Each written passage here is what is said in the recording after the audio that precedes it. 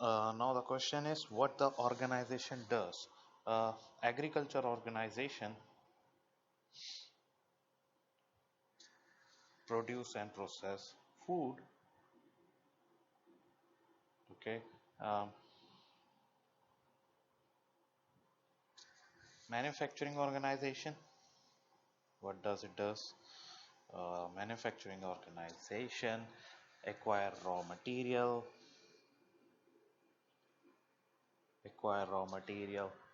and by a second and by application of labor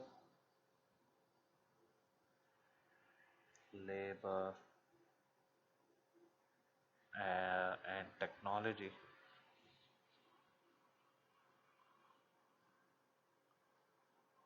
turn them into product, right? Then uh, extractive raw material organization,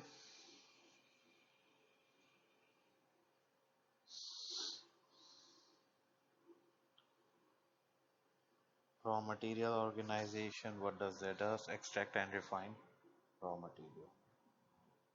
Okay. Then retailing and distribution organization.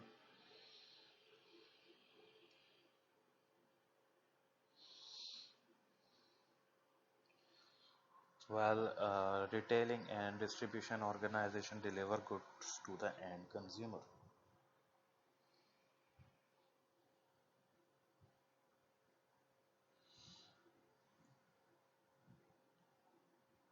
Okay.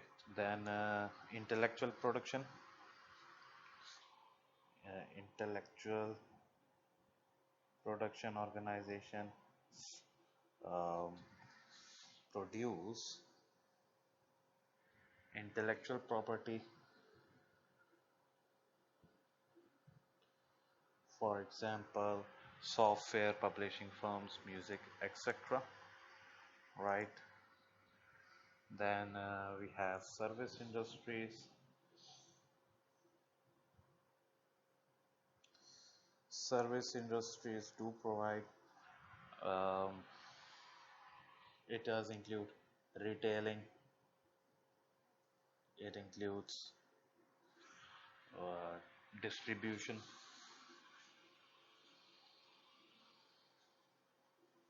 it includes transport,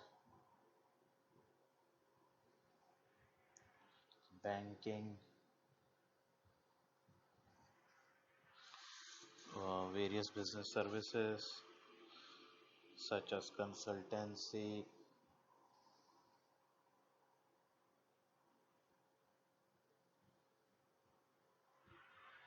accountancy, advertising, public services such as education and medicine, etc. Now we have now let us discuss types of business organization. All right,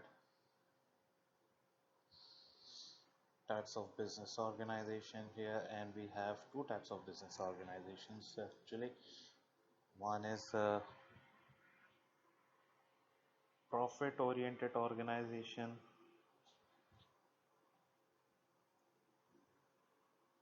and the other is non-profit oriented organization, right? Profit oriented organization, non-profit oriented organizations. Okay, profit oriented organizations are those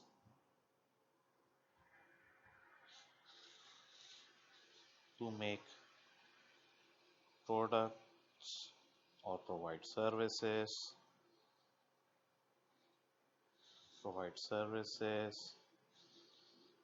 make profit,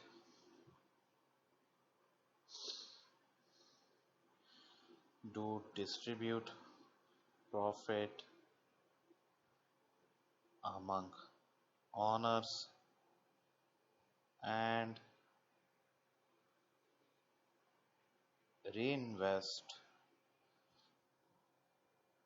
remaining profit into business. Simple and easy.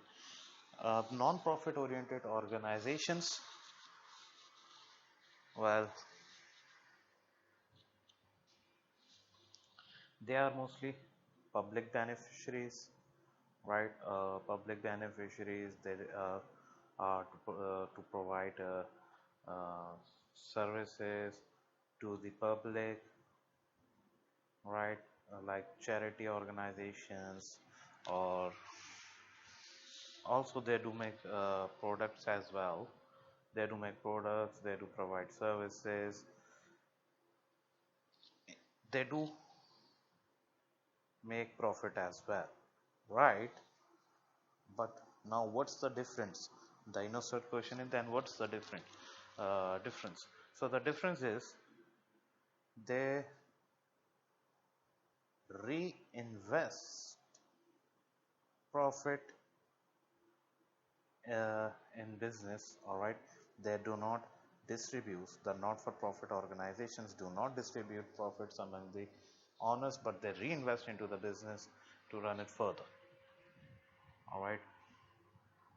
Now we have two different types of other different types of organizations as well, that is private organization versus public sector organization, private sector and public sector organization. So what is private sector? Okay, private organizations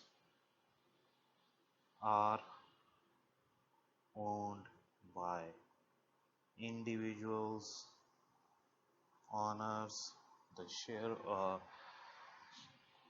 individuals or the family businesses, all right, generally in the public, all right, or they can be public listed organizations as well. These are the private, but what are the public sector organizations? Public sector organizations are owned by central or local governments, okay, agencies uh, to provide services to the public, such as such as schools, colleges, hospitals,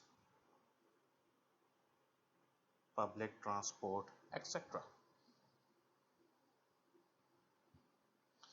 So far so good, guys. So commercial organizations are of three types. Number one, they can be individually owned organizations, all right. The number two, it can be owned by a partner, or you can say partnership businesses. Then we have limited companies, okay. Limited companies, so individual, these are owned by individual, all right. They do have few employees few employees, all right, enjoy earnings alone after bearing all the expenses, and in case of winding up winding up solely responsible for all debts, right? Partnership, at least 2 to 20 partners can form a business and work together, all right. They do have few employees, uh, earnings uh, earnings distribute among the partners as per their contract, uh, as per the ratios they decided. All right, and they are jointly and severally liable for their debts in case of liquidations. All right, now what are limited companies? Well, limited companies has separate legal entity from their own owners, right? That means in case of liquidation, uh, the shareholders, the owners are only responsible for their investment which they invested will be waste of, otherwise they are not responsible more debt for the remaining debt. All right, so these are the limited liabilities companies. Okay, now let us discuss the advantages of limited liability companies. All right, advantages of limited liabilities company. Well, uh, company shareholders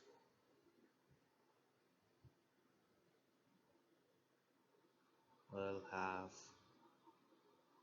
limited liability.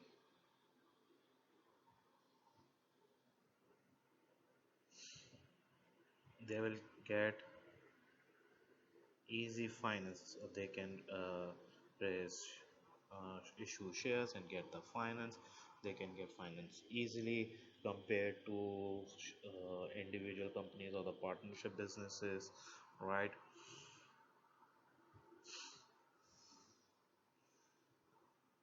Easy to gain market share, right? Or you can say easy to expand the business.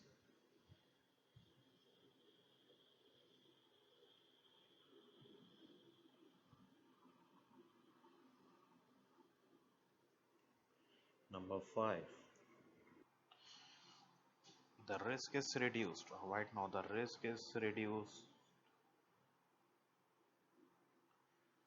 It has separate legal entity.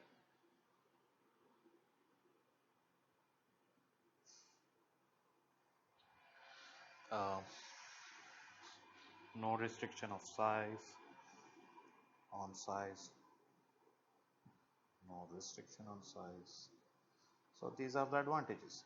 Now let us discuss the disadvantages.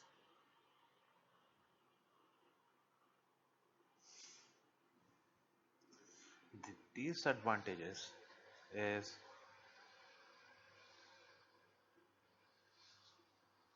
well, it has legal compliance cost.